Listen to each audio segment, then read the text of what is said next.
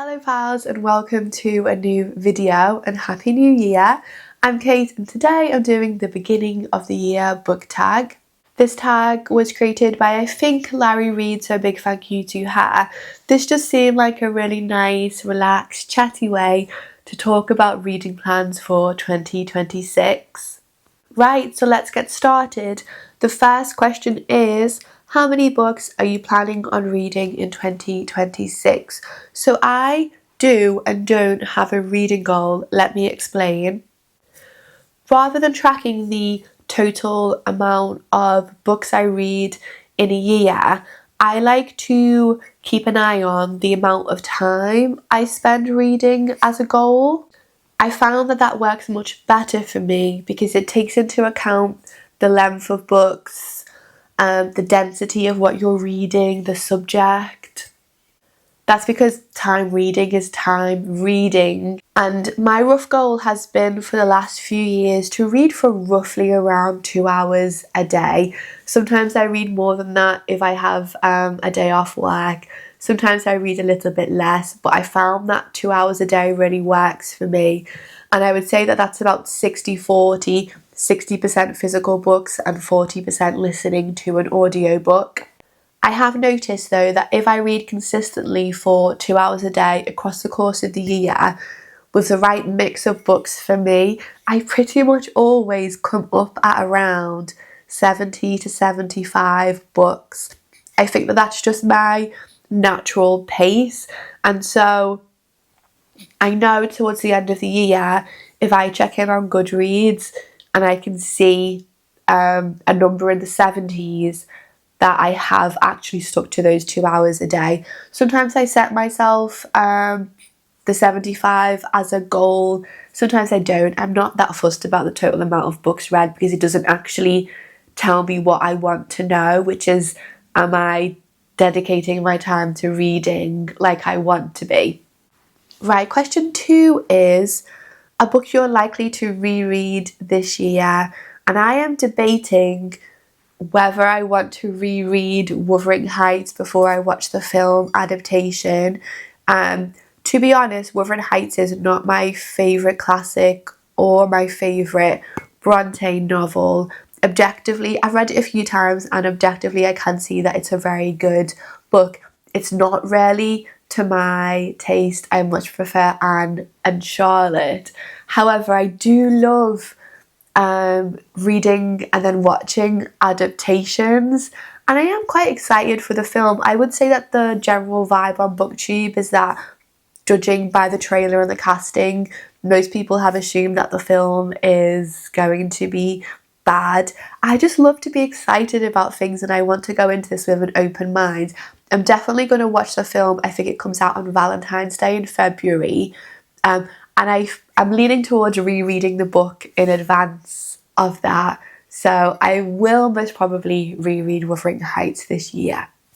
Question 3 is a priority read on your 2026 TBR, and for this I've chosen American Wife by Curtis Sittenfeld. I've had this on my TBR shelf for I think just over 12 months. 12 months is a good amount of time, I think, to read books within getting hold of them. I'm a big Curtis Sittenfeld fan. I've previously read Eligible, which I adore. That's my favourite of all of her novels. Prep, and also Rodham. American Wife is a little bit longer, so I think I've put it off a little bit, although I am still really excited to read it.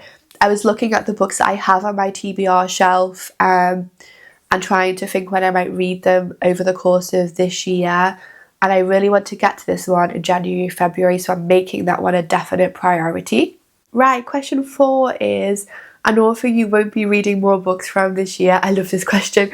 My answer is Lucy Foley. She's a crime writer from the UK, and her debut novel, The Hunting Party, I absolutely loved. It's one of my favourite recent crime releases. It's because it's like isolated, a closed circle mystery, which are like my favourite. However, she's had 3 other novels since then, and none of them have reached the same height. As I was reading the last one, The Midnight Feast, I just decided that I wasn't going to read anymore. However, this year she has a Miss Marple story like retelling coming out, which is so tempting. And I know she's a big Agatha Christie fan. I do think I'm going to stand firm though and not read this one and just say actually, on the whole, she's not the right crime author for me. Right, question 5 is something new you want to read. And for this, I've chosen Tom Holland's translation of Suetonius, The Life of the Caesars.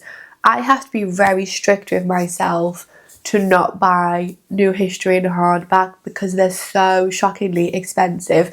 I do know the reason why, because they take so long to research and write, but I do like to wait for books to come out, history books to come out in paperback. This one is a new translation by Tom Holland. His Herodotus translation I really loved. I've never read any Suetonius, so I'm really excited to get to this one and get back to some ancient history. Right, question 6 is a popular book that you want to read. And for this, I've chosen No Friend to This House by Natalie Haynes. I burnt out on reading ancient myth retellings a couple of years ago. I got really into them, but I just read too many, and some of them were, not the best, as always happens when a genre becomes really popular. I am, however, a really big fan of Natalie Haynes. I've loved her previous novels, A Thousand Ships and her Medusa retelling. I also love her podcast, Stand Up for the Classics, that she does on Radio 4, where she takes a subject from ancient history and does an episode on each of them and has people discuss them.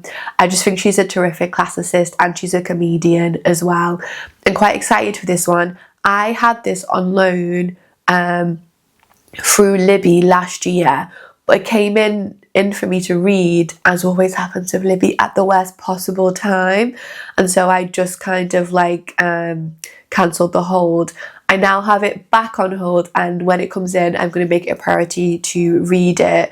Natalie Haynes is really popular here in the UK. I don't know if she's popular elsewhere, but I have seen this mentioned a few times on different booktube channels, and all of the reviews have been very positive, so I'm still very excited for this one. Right, I have my coffee back in hand, and question 7 is most anticipated 2026 book release, and it is the Joe Goldberg prequel coming out by Caroline Kepnes. The one that is coming out, I think in June, is called You First, and it is a prequel to the first book, which is just called You, which is like the Netflix series. I kind of hate myself for this because this series has grown increasingly ridiculous with every book installment, but there's something about the character of Joe Goldberg and about the writing that I absolutely love, and I'm too far gone now to quit the series. And I am really interested in this one being a prequel, so I always buy these as soon as they come out. It's not a guilty pleasure because I just think that they're fun, and I think that liking and having that kind of enjoyment about what you're reading is a really positive thing. This is probably my most anticipated release. Question 8 is a bookish goal for 2026. I have mentioned this in another video, but I would love to read Clarissa by Samuel Richardson this year. I haven't read a ton of 18th century fiction, and I do want to get to some 18th century works because they do seem like they're like a riot, like such a lot of fun. This is one of the longest novels in the English language too, so it kind of fits in my theme of kind of reading longer books that I've gotten into. I think I'm going to listen to this on audiobook, which is in 2 volumes. So yeah, if I do that this year, that will be a big goal completed. Question 9 is a book that's been on your TBR that you probably won't ever read. I don't have any books I haven't read yet on my TBR that I don't want to get to. If that ever happens and I decide that I don't want to read them, I get rid of them, I donate them. I did have a little bit of a look through my fiction TBR shelf, and probably The one that I've been meaning to get to for the longest time is The Blind Assassin by Margaret Atwood. I've been meaning to read that for about 10 or 15 years. I had my mum's old copy of it. Somehow I lost that, replaced it, bought a new copy, meaning to read it. It's been sat on that TBR shelf for about a year, but I would say I've been meaning to read it for about 10, 15 years.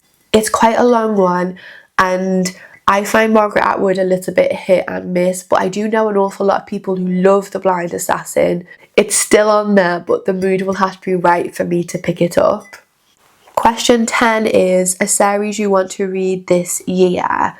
And for this, I picked one that I started in December, and it is C.S. Lewis's Narnia series, most famous for The Lion, the Witch and the Wardrobe. In December, while I was doing my Christmas jigsaw, I started listening to The Magician's Nephew, which is the first in the series if you're following C.S. Lewis's preferred order. That one happens before The Lion, the Witch and the Wardrobe. And it was like a really sweet little novel, obviously a kid's novel, but I did enjoy it, and I was thinking I would love to read through all of the books in the series. And then my sister actually ended up getting me The Lion, the Witch and the Wardrobe for Christmas, which is the Hatchard's publishing edition, which is so beautiful. So yeah, I do think I like to read. It's all 6 of them that are in that series this year, and they don't take long to get through, and they are very, very sweet.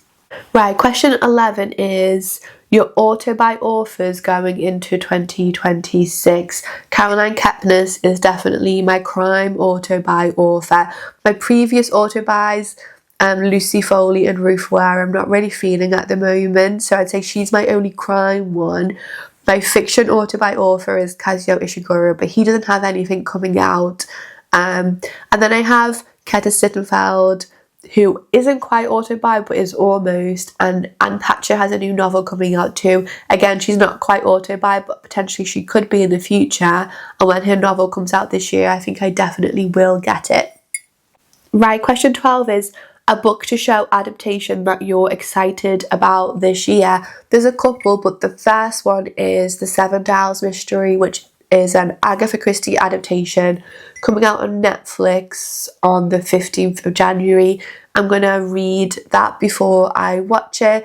Nervous and apprehensive as I am with all Agatha Christie adaptations. Question 13 is a sequel you're anticipating. I struggled with this one. I could have chosen the Caroline Kepnes, I guess, but I am headed to a second in a series of crime novels, and they are the Elizabeth George Inspector Linley series. I'm not anticipating them because this has been out for years, but I have been looking for a kind of slower paced, more literary crime series that has a lot of books in that I can kind of take a deep dive on. A few years ago, I read the first in the series called A Great Deliverance, and the second one is called A Payment in Blood. I've done a lot of research trying to find what people recommend if you want a crime slow burn, and it's always the Elizabeth George series. So I'm going to give the second one a go. Like I said, I was so on the first one, but I'll give this one a go, and fingers crossed that this is exactly what I'm looking for. Last year I read 2 Liz Moore novels, Long Bright River and God of the Woods, because I wanted that kind of slow burn crime style, and her writing, especially the beginning of God of the Woods, was exactly what I'm after. I didn't love the second half of that novel. Long Bright River I thought was good as well. So if anyone has any recommendations, I would love to have them, because I am struggling a little bit to find what I'm after.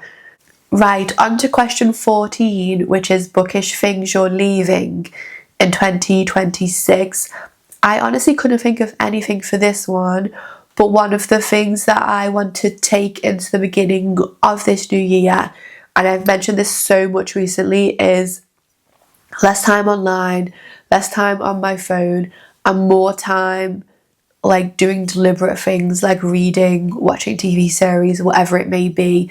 Less scrolling and more just time doing the things that I love. Question 15 is what to expect from this account in 2026, and by and large I think more of the same. One of the things that I stopped doing last year in early autumn was reading wrap-ups. That's because a lot of the books I was reading wanted to feature in theme videos, and so I didn't want to kind of duplicate talking about them twice. What I found was when I was going through all the books I'd read for my favourites of 2026, that a lot of books that I'd read kind of slipped through the cracks, and I've realised I've never spoken about them on the channel. So I do think I'll bring reading wrap-ups back.